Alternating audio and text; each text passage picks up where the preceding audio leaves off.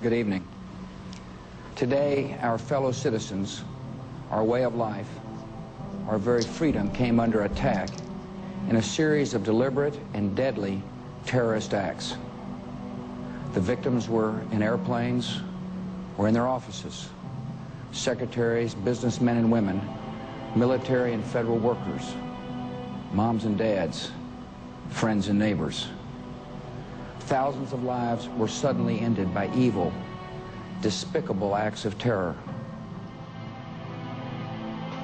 On September 11, 2001, one of the greatest catastrophes in American history took place. The World Trade Center was a collection of 7 buildings. The most known of the 7 was the Twin Towers. The heart of the military administration, the Pentagon, was also a key landmark of the Great Catastrophe.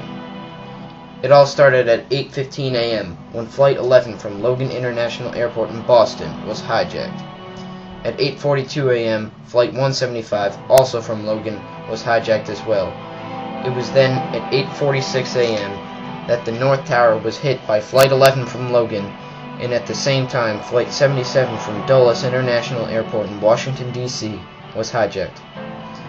Following the impact to the North Tower, the South Tower was hit by Flight 175 from Logan at 9:03 a.m. 13 minutes later, Flight 93 from Newark, New Jersey Airport was hijacked. 9:38 a.m. came, and the Pentagon was struck by Flight 77 from Dulles International. Everyone was in chaos. The events kept piling up, however. At 9:59 a.m., the South Tower was leveled. 7 minutes had passed when word got out that Flight 93 from Newark, New Jersey had crashed in a forest near Somerset, Pennsylvania. Flight 93 was said to be heading to the White House. Finally, at 10:28 a.m., the North Tower was leveled, and the catastrophes were over with. But it was only the beginning for America. Evacuations of every major building in every major city were occurring, and flights were immediately shut down.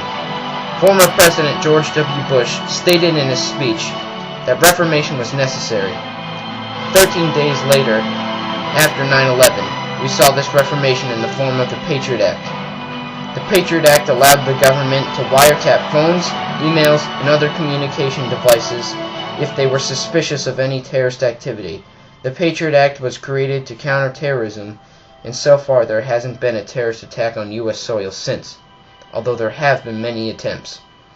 Airports also called for reformation by putting in place metal detectors, X-ray scanners, luggage checks, and even the not-so-popular TSA pat-downs.